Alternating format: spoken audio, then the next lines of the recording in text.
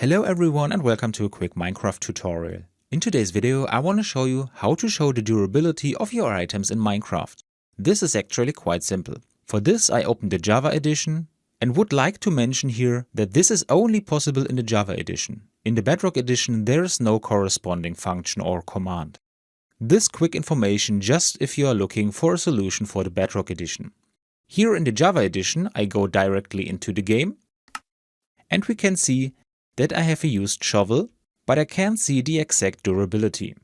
For this we press the shortcut F3 and H and we can see that advanced tooltips are now displayed. Now I go back to my inventory and we can see the exact durability of my shovel. Note that this only works for used items. If the shovel had full durability, there would be nothing here. If I don't want to display the durability of the items anymore, I press the key combination F3 and H again, and the tooltips are now hidden. And that's all you need to know.